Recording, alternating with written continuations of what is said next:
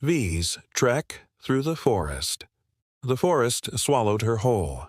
Twilight painted the trees in charcoal and ash as Evie moved deeper, her small frame weaving between roots and boulders like a shadow returning to its origin.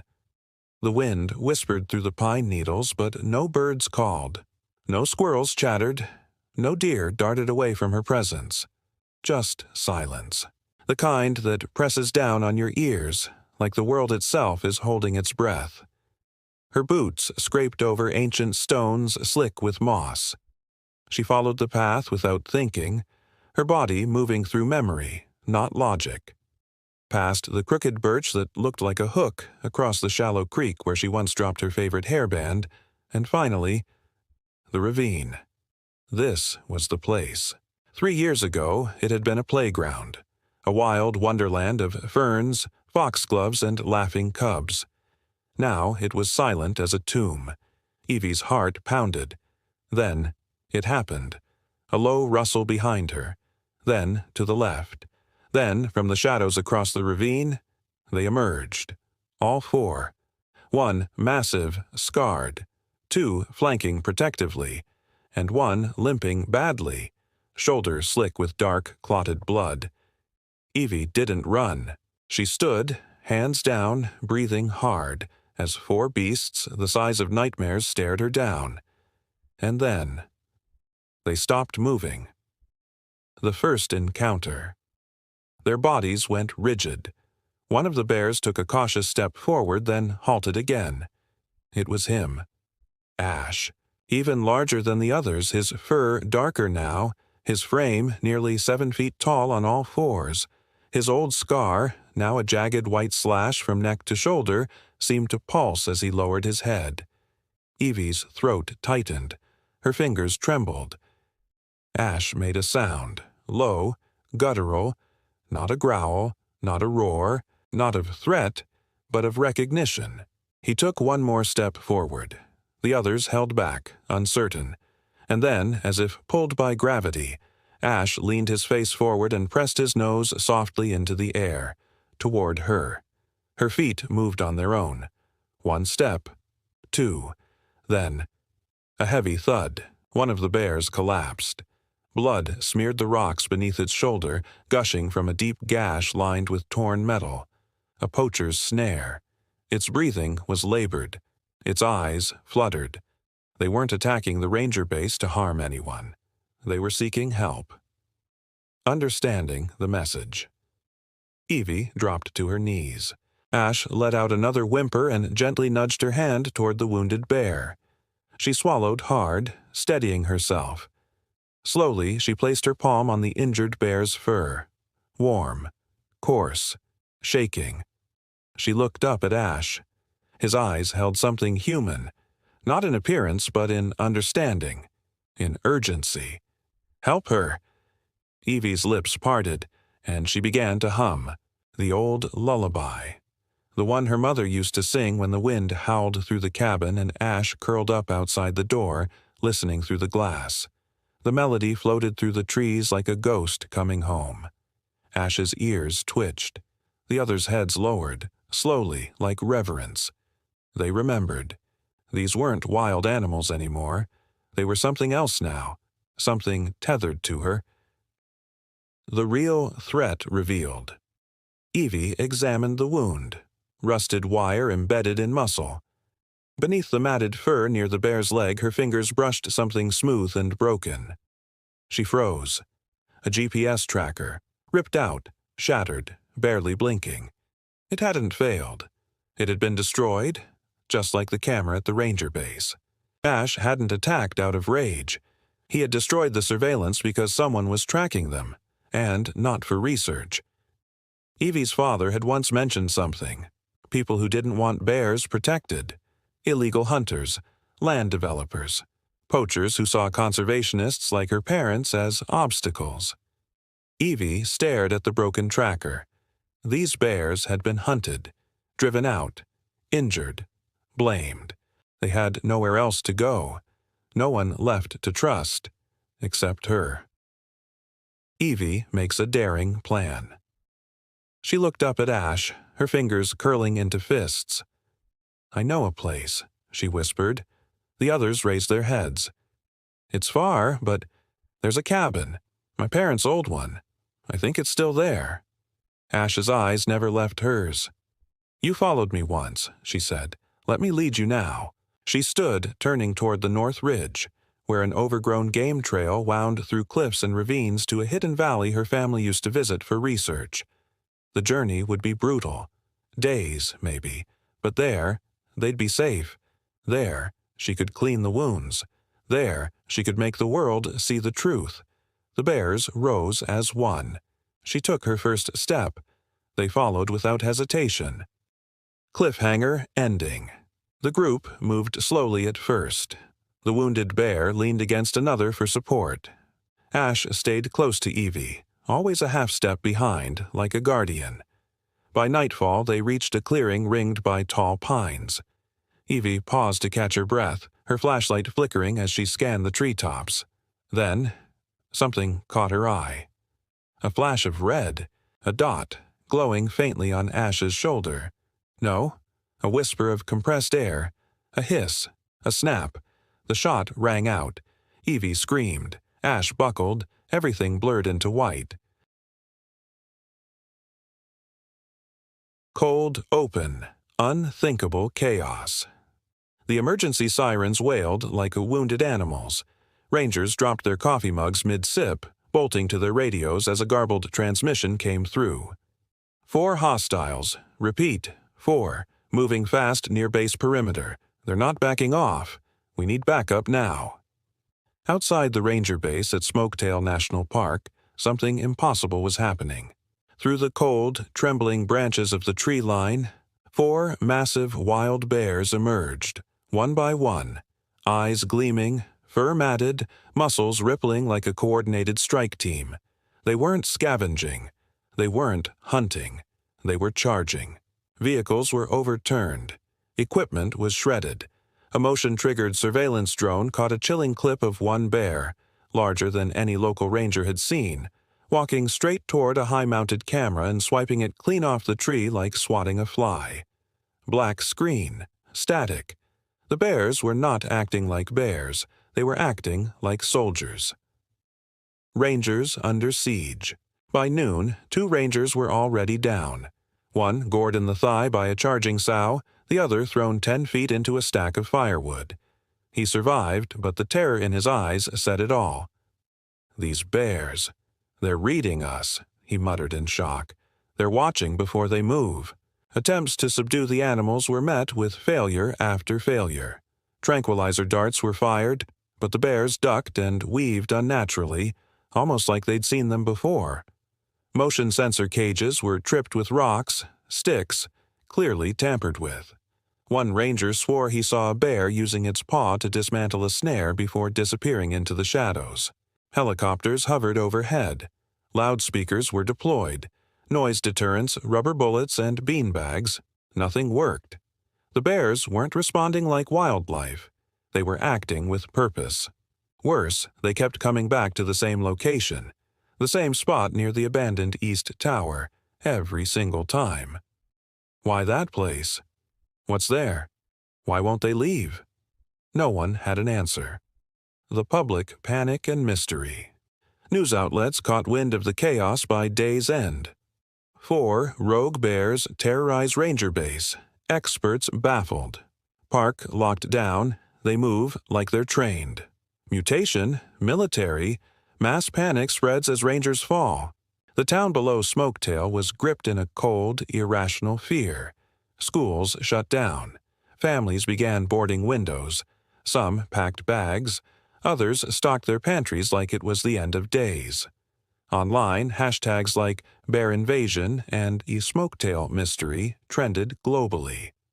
Armchair scientists uploaded conspiracy videos dissecting freeze frames of the bear's movements. One chilling frame showed a bear turning its head at the exact moment a ranger raised his weapon, dodging the dart before it was fired.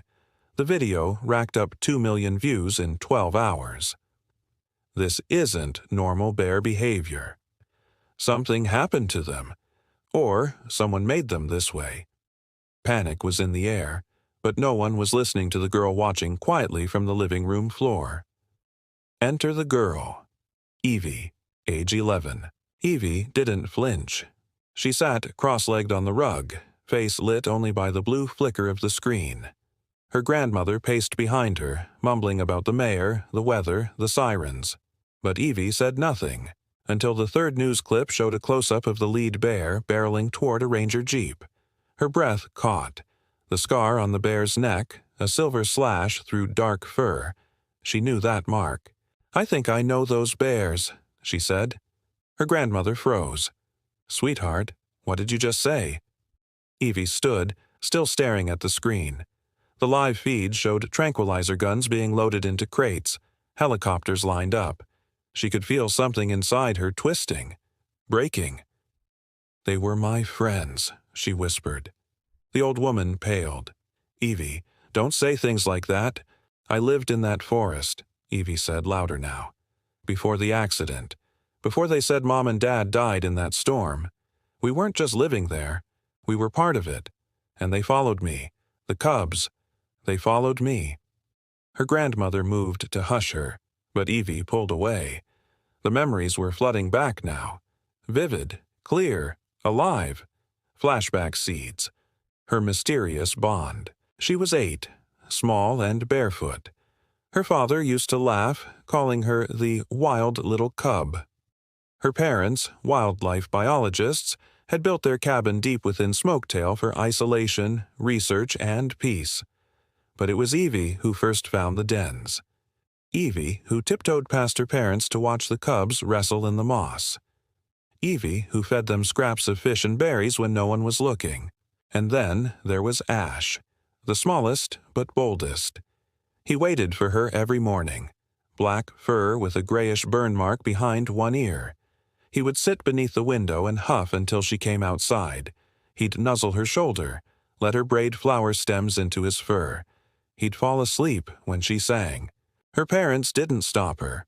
Not really, but they warned her. "Bears are wild, Evie. They're not pets. Don't confuse the forest's kindness with safety." She didn't listen. Then came the night of the fire, or the explosion, or the storm. No one could agree what happened. One day, her parents were gone, and Ash was gone too. Until now. Cliffhanger ending. The newscaster's voice sharpened suddenly. Breaking. Authorities have approved use of tranquilizers. If the bears show any signs of aggression during containment, lethal force has been authorized. Evie's world froze. She turned to her grandmother. "They'll kill them. They don't understand what the bears are doing."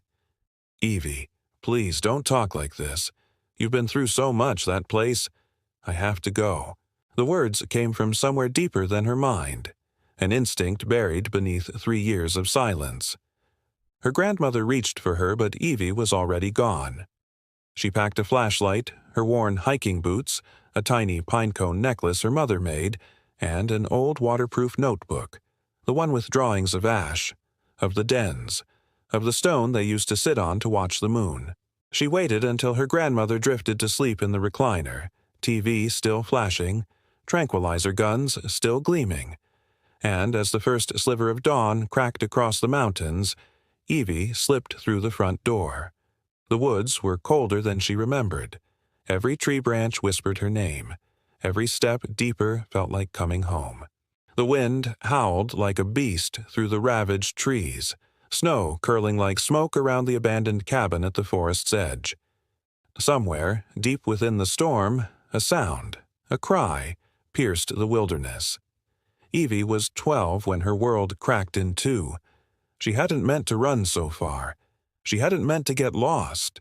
She had only wanted to find her parents, just a glimpse, a sign, a clue. But the snow had swallowed her footprints long ago, and the howling winds blurred every direction into a dizzying spiral of white. Her breath came in ragged bursts as she clutched her torn jacket tighter around her, boots soaked, legs numb, cheeks raw. Somewhere beneath the storm she could still hear it. The growl. Not from a wolf. Something bigger. Something closer. And then, crack. A gunshot. Evie screamed and dropped behind a fallen log, heart hammering. It echoed too close. Was it for her? No, not for her. She peeked over the log, eyes wide with fear. Across the clearing, 2 figures were moving, massive, fur-covered, bears. One of them staggered, the other growled, and then she saw him. A man, rifle in hand, the barrel still smoking. She didn't know what possessed her. Maybe it was the way the injured bear whimpered. Maybe it was the faint memory of her mother's voice saying, "They don't hurt unless they're hurting." Or maybe she was just tired of losing everything. "Stop!" she screamed, leaping out from behind the log, slipping in the snow, hands outstretched. "Don't shoot again!" The man swung the rifle toward her, and everything went black. Light flickered like firelight. Warmth pressed against her from every side. Evie blinked, her body aching. She wasn't dead. She wasn't cold. She was surrounded. The realization hit her like a thunderclap. Bears.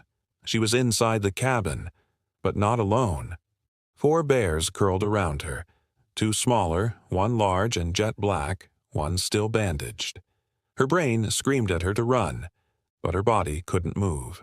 Instead, she watched in stunned silence as one of the smaller bears licked the wound on the older one's flank.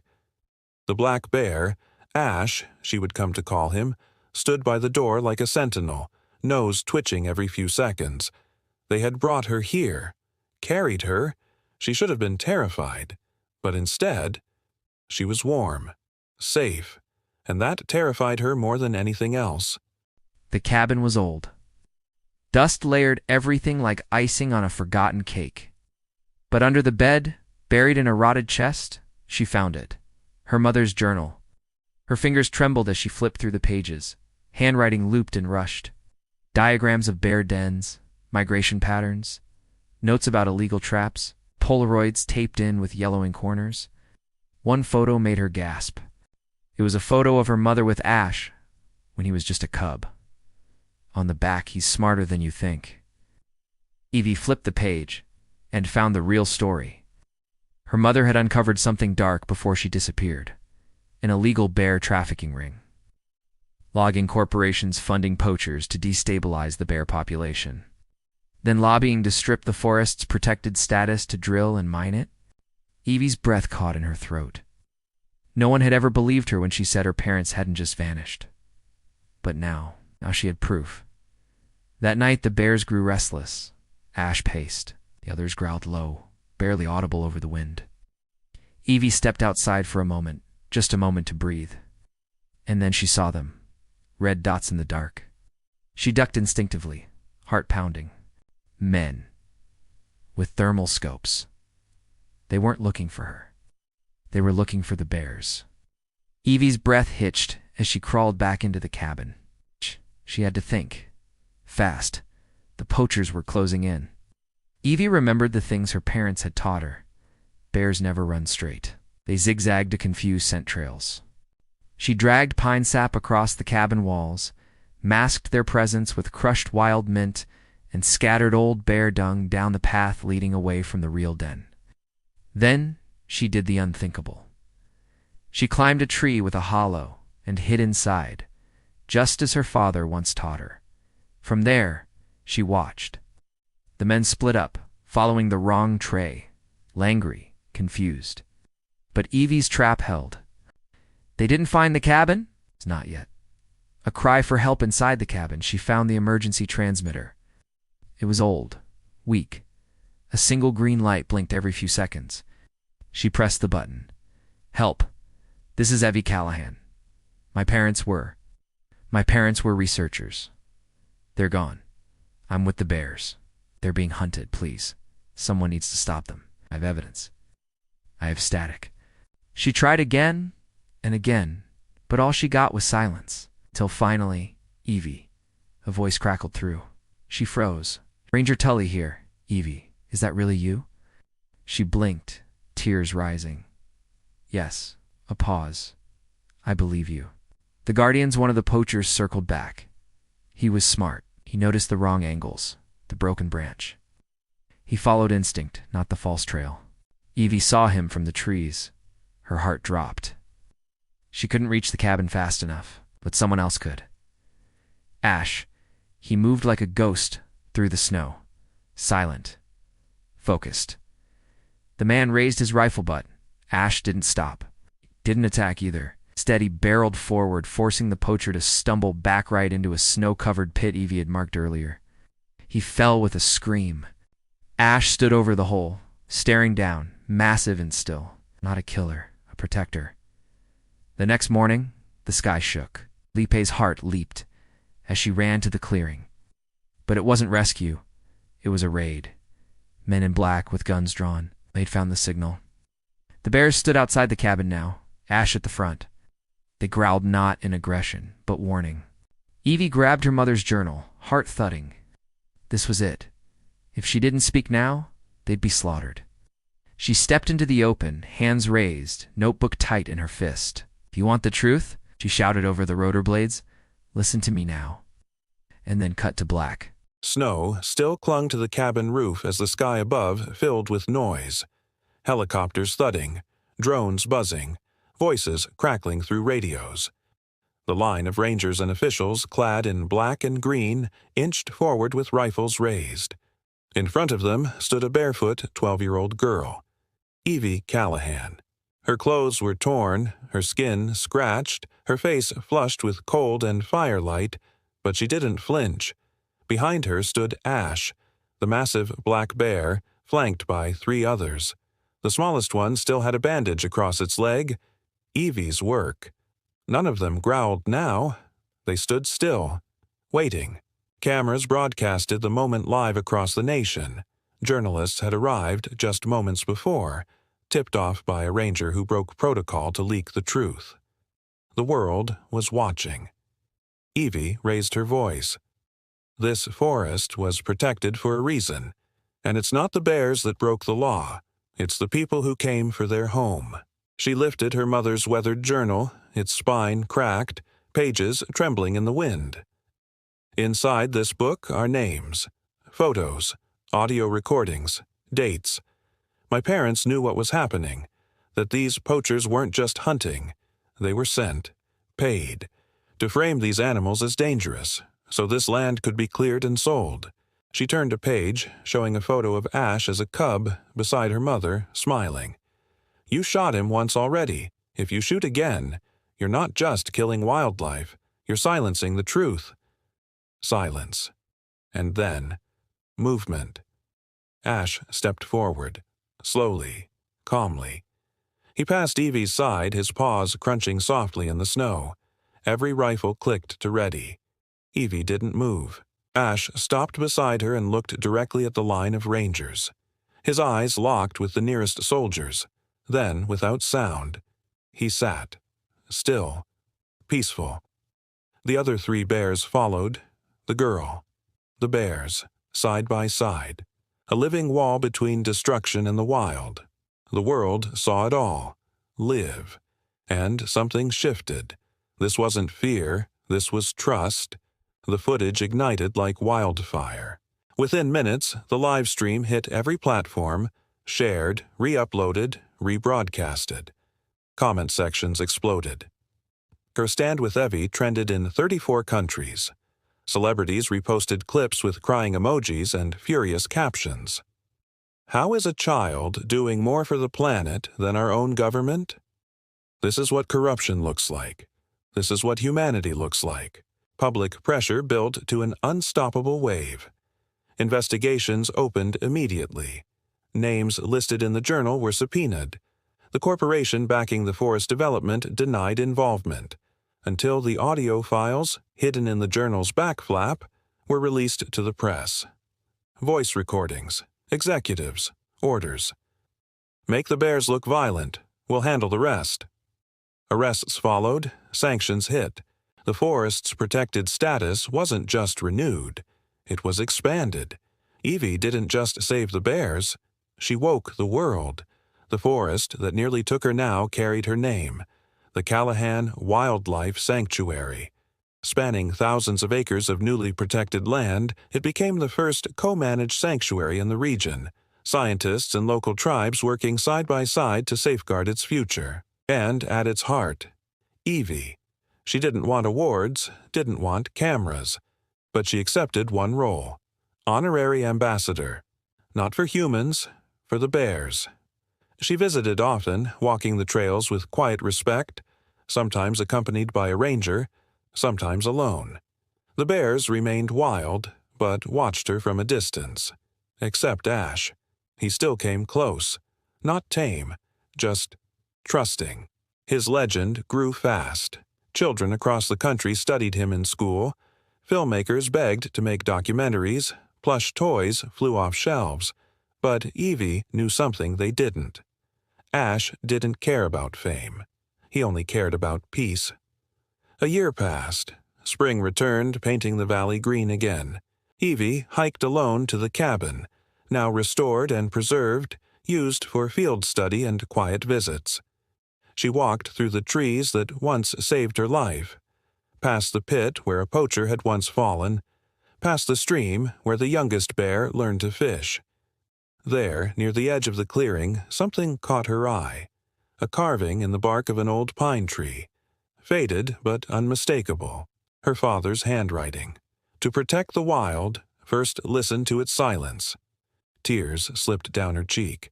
They had been here. Her parents.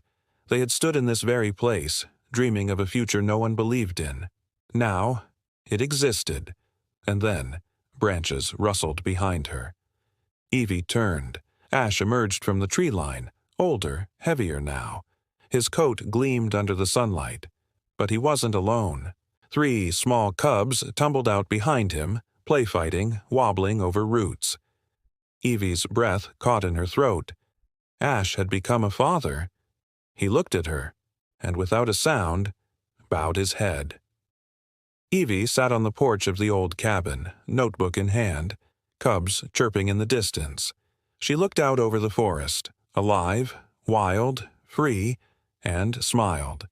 Some stories start with a roar, but the ones that matter most end in peace.